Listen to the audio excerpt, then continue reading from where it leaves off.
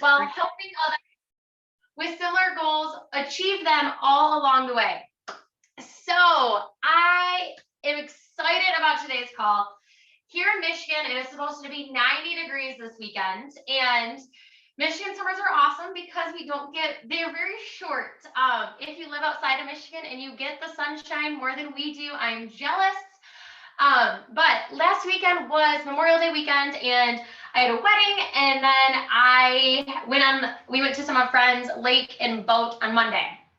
And that sparked to this week's topic.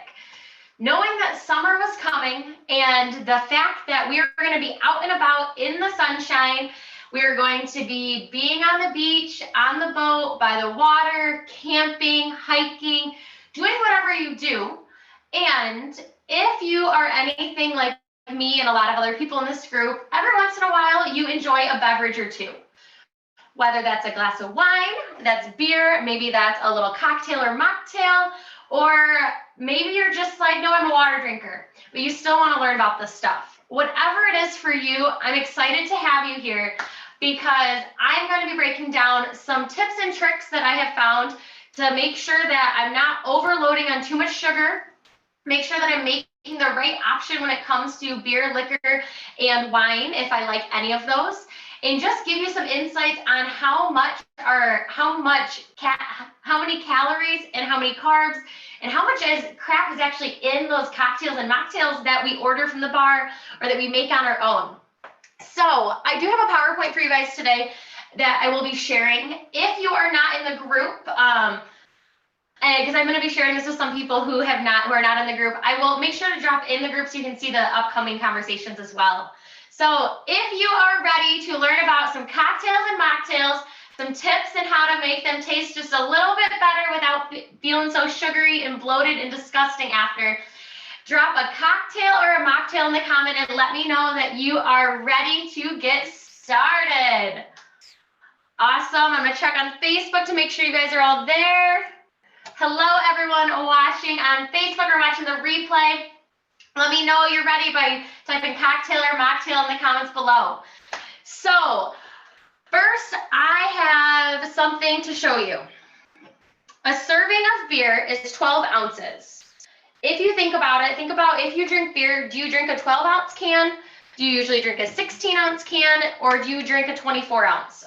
Or when you go out to the restaurant and you order a beer, do you get the small or the large? A lot of times we just say, oh, we'll get the bigger one because it's a better deal.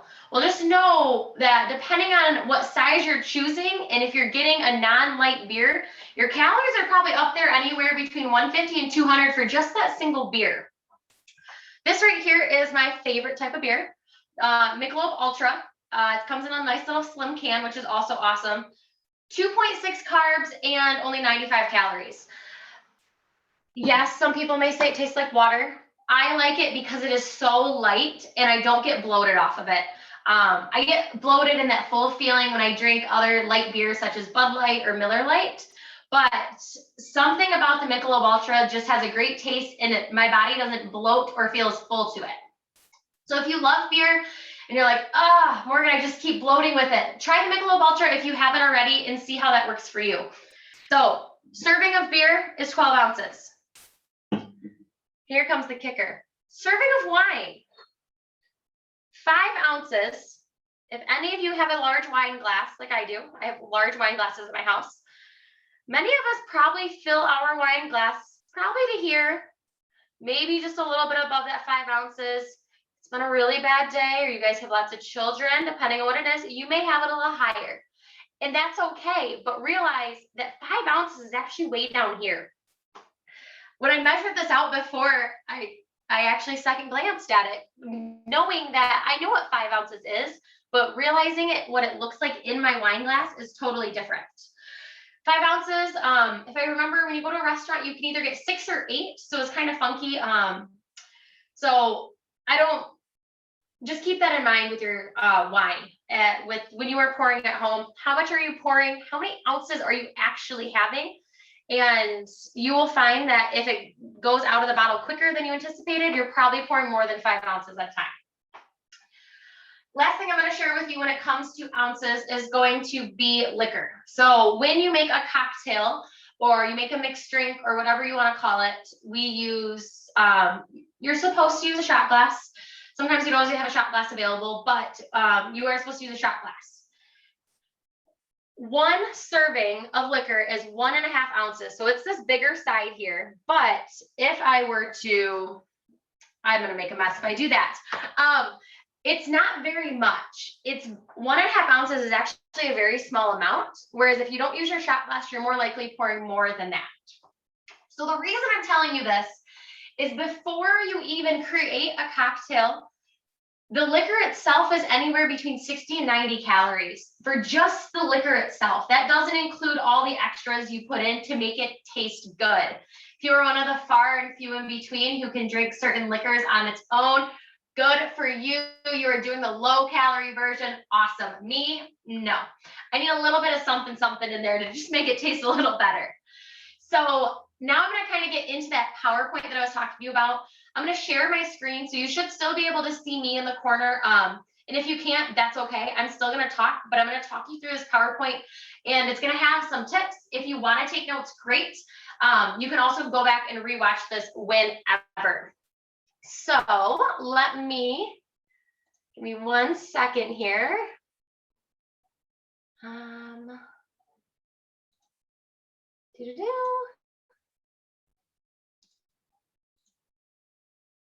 Perfect. So let me push present. Hopefully this works. Technology is always a fun thing to work on. And let's see.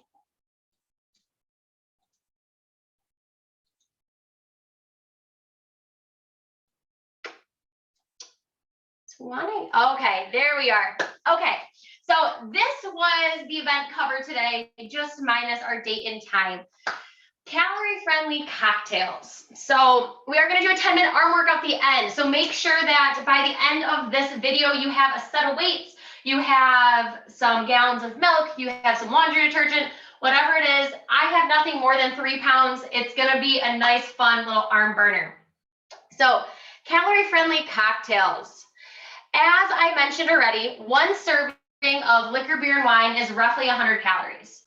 Wine usually falls anywhere from about 100 to 130, and it all kind of depends on what type of wine you're drinking. Beer is kind of the same way. You can get anywhere from like 90 to 95, which is Michelob Ultra is, to, if you're not drinking a light beer, anywhere up to like 175 to even 200 if you're drinking a stout. And when it comes to liquor, liquor usually sits anywhere, if I remember correctly, depending on the percentage, anywhere from 50 to 70 to 60 to 90, somewhere within there. So before we even add extra fun, yummy things to those drinks, we already have almost 100 calories, or we have 100 calories of essentially empty calories. Beer, wine, and liquor do not add any great things to our body. They don't make us healthier. They don't make us stronger. They don't do the things that fruits, vegetables, protein, carbs, and fat do. So they're essentially empty calories. But we have one life. Live your life. If you love it and you enjoy it, then eat, then drink it. If you know me, or if you're just in the group and you're getting to know me, you will know that I am the type of person that you should not cut anything out completely that brings you joy and happiness. So keep that in mind. I'm not saying go overboard and excessively drink, or don't do things to the max, but it doesn't have to be completely cut out. There is such thing as moderation. So keep that in mind as we talk about some of these things. Before, I want you guys to think about right now, I have one question for you, and I want you to drop it in the comments. I want to know, what is your drink of choice? Is it wine? Is it beer? Or is it a cocktail or mocktail? What that drink is, drop it in the comments. Let me know what it is. As we go through some of these things to limit and avoid, these tips and tricks to interchange with, I want you to think, is your drink pretty calorie friendly? Or is it more of like, ooh, I can probably replace X, Y, and Z and it'd be a little bit better? So if it brings you joy, drink it. But if you know you're gonna have more than one of them, making a swap to bring those empty calories down just a little can be helpful in the long run to help make you feel less bloated and less full. So things to limit and avoid. These are things, simple syrups and sugars in my cocktails is something I avoid at all costs. Simple syrup goes into mojitos, and they goes into I think there's one in a whiskey sour. I think there's supposed to be simple syrup in there. I don't use that at all. You can buy simple syrup if you really like it. You can use it. Sugar wise, I've heard of people putting a little bit of stevia in it. I try to avoid just simple syrup and sugar altogether when making a drink, unless it tastes awful without it. But a lot of times we can makeshift some other things to make it taste just as good without adding that extra sugar and that empty calorie. Next thing, fruit juices and pre-made drink mixes. So think about those margaritas, those daiquiris, those pina coladas, those kind of slushy drinks that you go to an A&W, or not an A&W, you go to an Applebee's, or you go to a Texas Roadhouse, or you go to a restaurant, and it's already pre-made in a jug and they're just pouring it over top of your liquor. Those are things that are full of sugar, so full of sugar that if you were to have one of those versus a real margarita that everything is fresh, you can taste a difference. It tastes so much better. There is a skinny margarita mix, and I will try to find it. I had it a few weeks ago. It's actually probably longer than that now. And it was only 50 calories for a serving. And a serving, I think, was 3 or 4 ounces. And it was the perfect amount to just top off my drink. It was only 50 calories. So instead of going through the work to make my own, I just looked for a low calorie alternative instead of that normal, really thick, sugary stuff that I would usually get. Same thing with daiquiris, you can get a low calorie. I'm not sure about pina coladas. That would be something we could look into, but for sure margaritas and daiquiris, you can get a low calorie mix. Something else to avoid / limit is going to be jarred or canned fruits that sit in syrup. Maraschino cherries, those are something that I used to love. Shirley Temples growing up, I thought they were so delicious. They had these cherries. I never ate the cherries, but they had the yummy syrup that was just red and just delicious. So keep that in mind. Think of all that sugar that floats in there. Think of all the sugar that even just floats in the cherry itself. Things that our body does not need in addition to the 100 calories that it already comes with. Whether you're doing a Shirley Temple or you're doing a Dirty Shirley, which is the non-virgin drink of a Shirley Temple. Either way, that little bit of grenadine or the cherry juice is delicious, but really high in sugar. And it also has Sprite in it, which is also more sugar and more empty calories. So let's move on to what we can add into our drinks. So those were things to avoid and limit. If that does not happen, not the end of the world. Just know that that bloating feeling and those feelings that you're having is probably because of that stuff.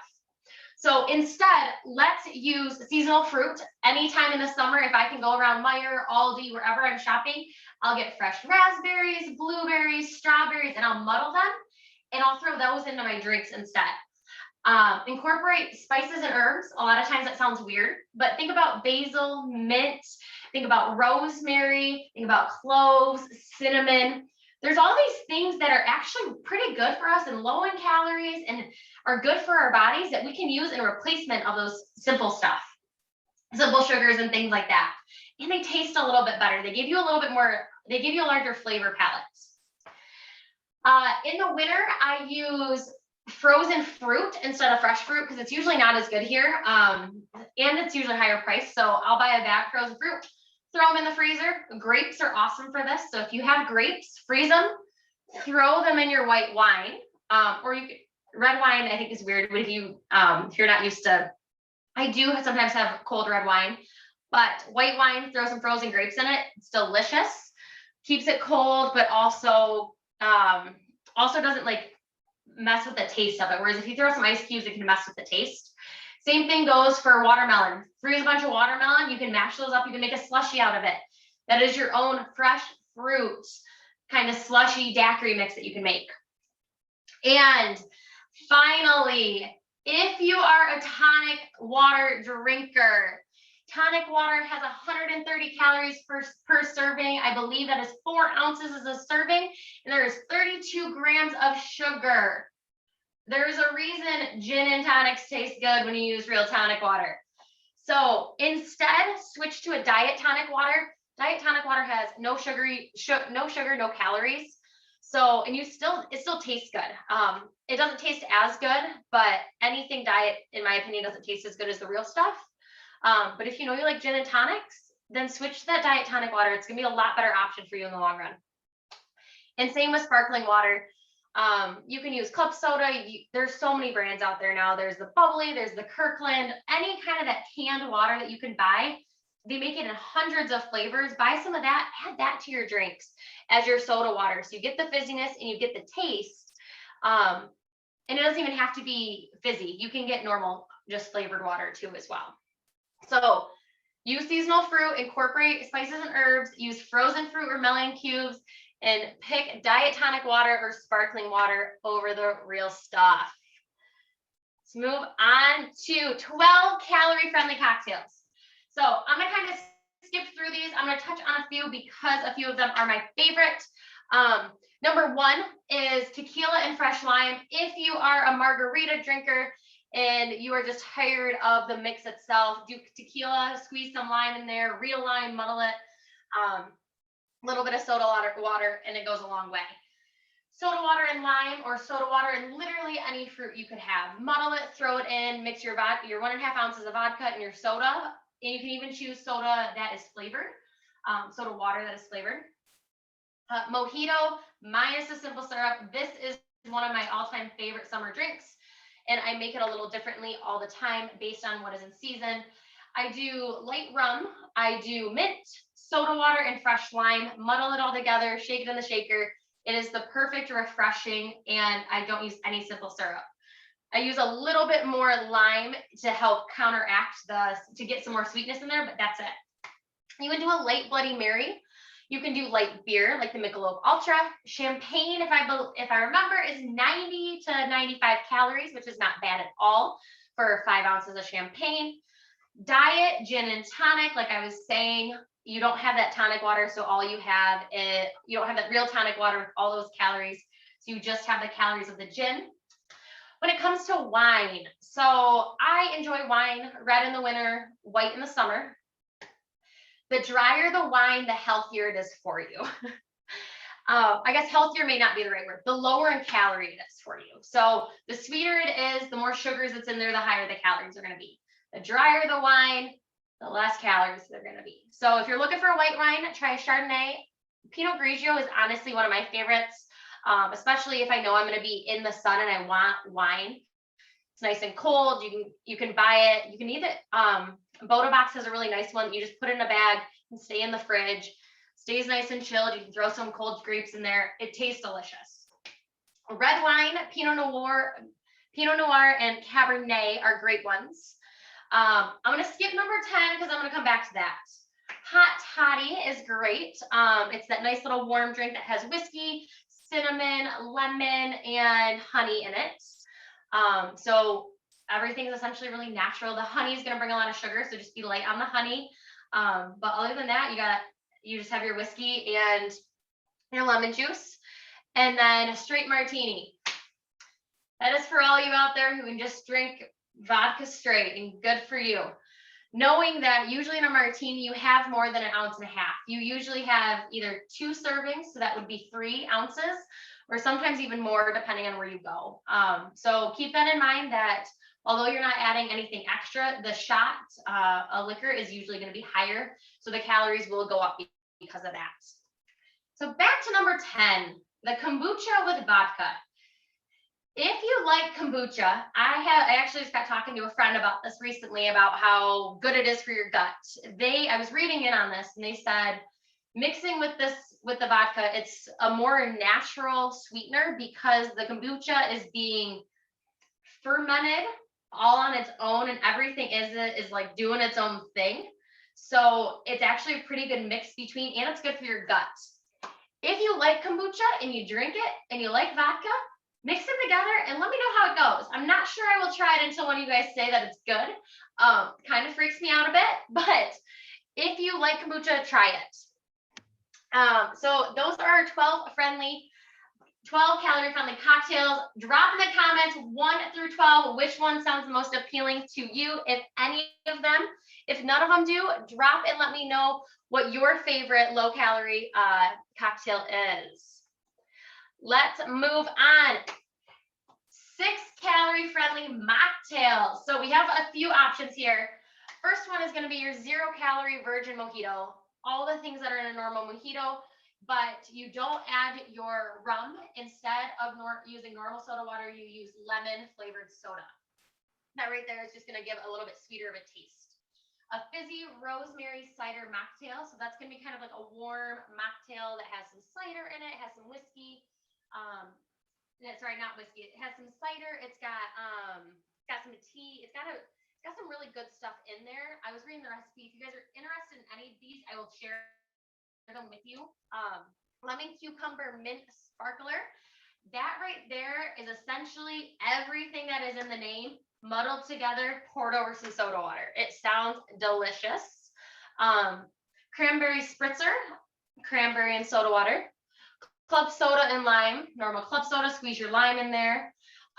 Cinderella sounded really good. So as you can see, I wrote it out. You have lemon juice, orange juice, apple juice, club soda, and mashed cherries. So it said to put in grenadine, but because there's already so many juices, doing just a few mashed fruit or mashed cherries, it's going to get you that sweetness. Okay. If you are a mocktail person, or if any of those mocktails sounded delicious, drop in the comments 1 through 6 which one sounded the best to you and which one you think you are going to try. I'm going to stop sharing screen. Perfect. Okay. So now that we've gone over cocktails and mocktails, the other thing that I want to share with you guys is, remember, soda water and bubbly have 0 calories in it.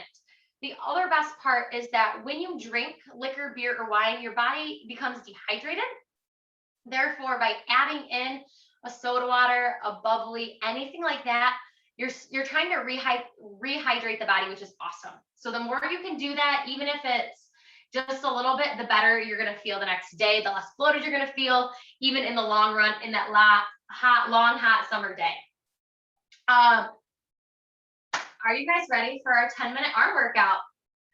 Okay, so I want you to grab, I'm going to move these out of the way so I don't knock them over. Make sure you have a set of weights. I have a set of 3-pounders over here.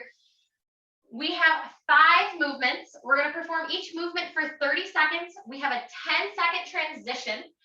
We're going to go through the entire circuit 3 times in a row, and then we are done for the day. So there is going to be no breaks. Our arms, our shoulders, everything is going to be kind of tired. Thing to remember is when we're doing anything, we should never be leaning back. So if you feel yourself starting to lean back, you can always take a seat for any of these, or you can always drop whatever weight you have. Cans of soup, weights, wine bottles, laundry soap, dish soap, whatever you have that you can have 2 equal portions of, grab them. Gallons of milk, whatever it is. It is dairy month. So if you have 2 things of yogurt, do those yogurt curls, whatever it is. I'm going to show you all the exercises.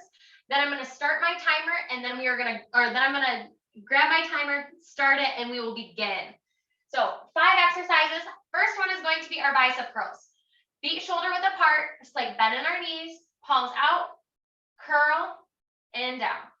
Because we are going for time, I want you to focus on form. Another thing is, if you know me, or as you get to know me, I am huge on form. I don't care how much weight you move or how many times you do it. If you're doing it wrong, it does not count.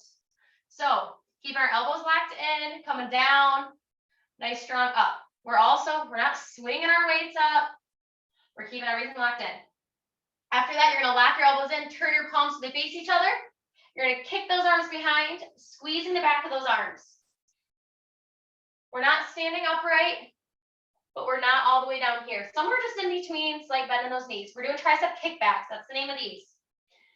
After that, we have 10 seconds to move on to rotation. So these are ones where you are most likely have to drop your weights if you are not used to shoulder exercises. Shoulders back and down, arms out, you're gonna twist. And just keep twisting. This is also one where we tend to start to lean back because our arms get tired. Hips tucked, core tight. Even if that means you have to bend our arms more or we have to drop our weights completely. Next, we're gonna go into press backs. So shoulders back and down, palms face the back wall or whatever's behind you. I'm gonna press my arms back, squeeze my shoulder blades together, come back to the front. These are awesome ones. See how I'm moving just a little, but I'm not rocking. Just nice little press all the way through. And then the last one, we're bringing our hands up here, either palms in or palms out, whatever is best for your shoulders. This is also another one where you may want to drop your weights depending on how you feel. We're going to go up and down. Just coming right back here for 30. We have 3 rounds. So keep that in mind. It is going to be okay. You will not die. You will feel amazing by the end of this. Your arms will feel good. We'll do this. I'll do closings, and then we will get out of here for the day. So let me grab my timer. We're starting with 30 seconds. 30 seconds is going to fly by, and so is that 10-second in between. Transition's got to be fast. If you need to take a break at all, take your breaks as you need it, but I'm going to keep going. You step back in when you are ready. So we are going to start with bicep curls in 3, 2, 1, begin. Good, we're up and down. Remember, slight bend in our knees. Control on the way up. Control on the way down. Good, we're 10 seconds in, 20 more to go. Remember to breathe. Trying to keep our shoulders back and down. Good. We have 10 more. You're down to your last 6. 5, 4, 3, 2, 1. Good. Shake out those arms. Transition. We have 5, 4, 3, 2, 1. Keep those elbows locked in. Press those weights behind. Pull your belly button to the spine. Keep that core nice and tight. There should be a nice straight line from your head to your tailbone the entire time. You should not be looking up. Not be letting your head get lazy. Think about pressing those arms behind. Feeling those triceps engaged. We have 10 seconds left. Remember to breathe. All these moves can be done with no weight if they start to get too heavy. In 2 and 1. Transition. We're going into our shoulder rotations. Those are the ones where our hands are out in front. These are, to me, the most challenging ones. And we're going palms up, palms down. Good. Lock that core in. Squeeze those glutes. If you're feeling any pain in that lower back, that means you are leaning back. Stand yourself on up. Good. Keep those hands up. Don't let them sink down here. Keep them up nice and straight. You have 10 seconds left. I know it's burning. Keep turning. You have 5, 4, 3, 2, 1. Good. 10 seconds. We're going into our press backs. Hips tucked, core tight. Pressing back behind in 3, 2, 1. Squeeze those shoulder blades together and back. Good. This is working those back muscles, especially if you sit at a desk all day. We want to make sure that our back muscles are being worked. Because as we sit at a desk, our chest rounds forward, our chest muscles get tighter. So lock it in. You should also be feeling this in your triceps, which is the back of those arms. You have 5, 4, 3, 2, 1. Good. Shoulder presses next. We are almost done with round 1. We have 4, 3, 2, 1. Hips tucked, core tight. We're up and back down. See how I'm not letting my lower body move? If we need to add a little bit of bend to help get that weight up, you're more than welcome to. Maybe you're like, Morgan, I want to push myself on this first round and you have a little bit heavier weight. Awesome. Good for you. All I care about is that we are locked in and you are performing the move. You have 3, 2,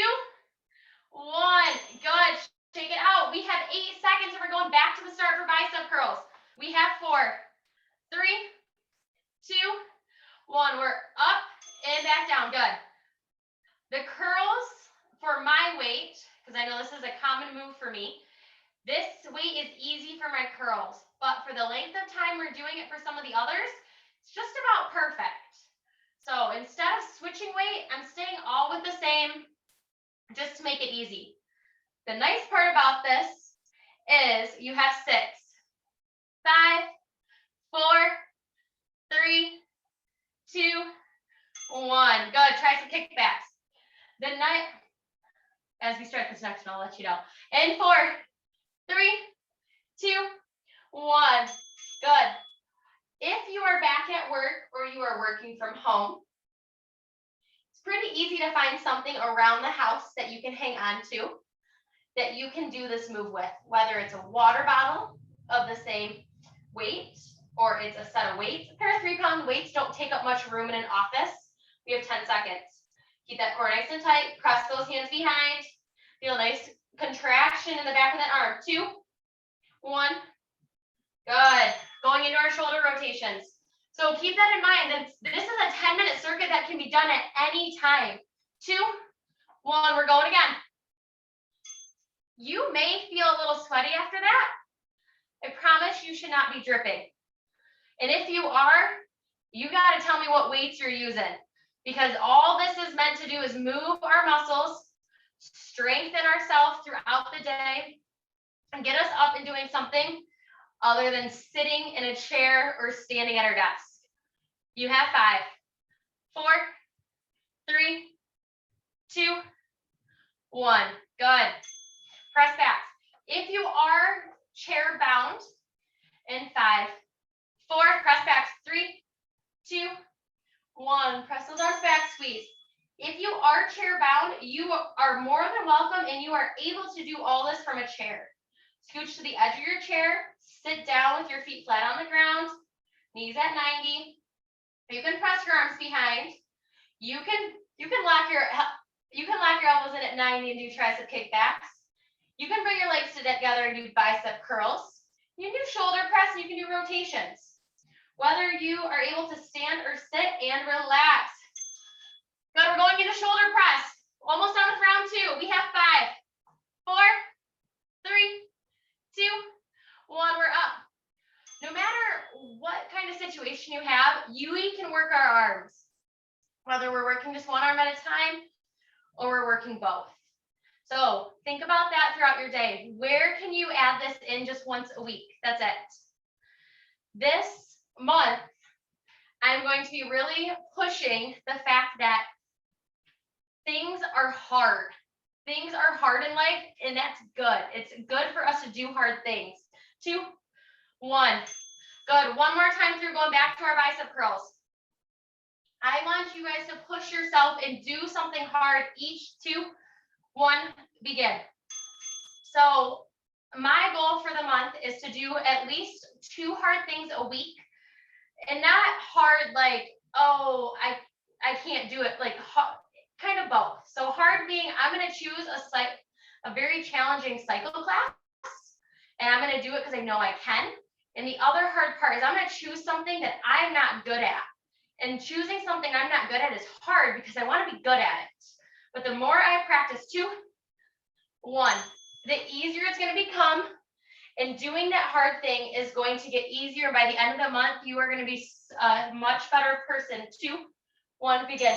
You're going to be a much stronger person. You are going to be an overall more grown person. So my challenge to you this month, last month we did accountability.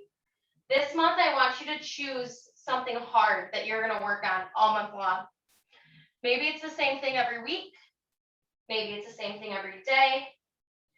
Maybe it's multiple things. And 3, 2, 1. We're almost there, you guys. You got shoulder rotations. My arms are getting tired.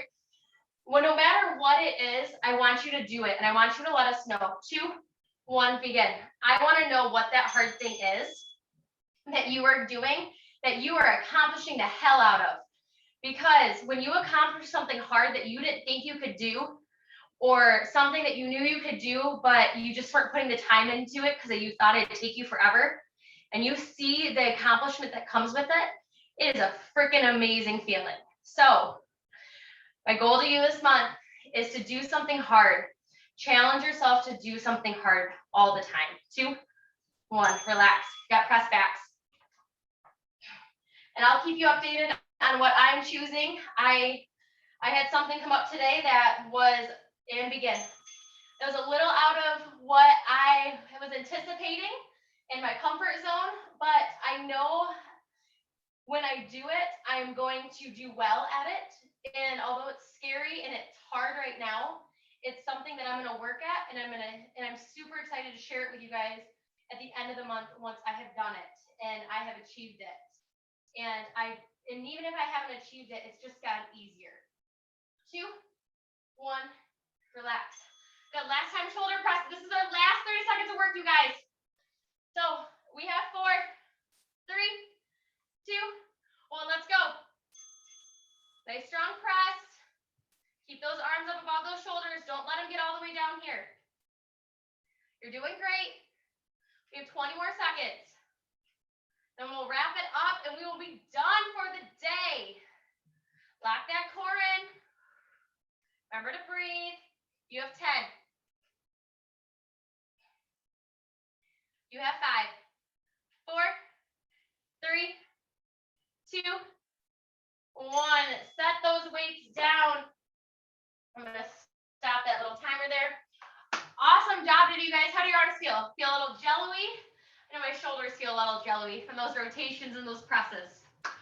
So awesome job on the workout. I hope you guys enjoyed the cocktail and mocktail talk. I just know time is coming, and in reality, if you live a lifestyle currently that has those things in it and you want to continue, let's just find better alternatives. Don't get rid of it completely. You do not need to get rid of something completely for you to reach your goals and for you to have a healthy lifestyle. So I'm a huge advocate for that, and you guys will learn more about that as we go on. In addition, this week, I'm back to 3 classes a week. We are in June. This was a holiday week. So starting next week, we're back to Monday, Wednesday, Thursday classes. We have class tonight at 5:10 to 5:40. That is strength training. If you want the schedule, let me know. I will definitely send that to you and make sure that you are signed up for that email so you get those, so you get the schedule and the links. Yes, thank you guys so much for being here. If you were watching the replay today, say #replay. Let me know. Let me know your favorite cocktail or mocktail that you saw, or your own personal favorite. And let me know your biggest insight and takeaway from today.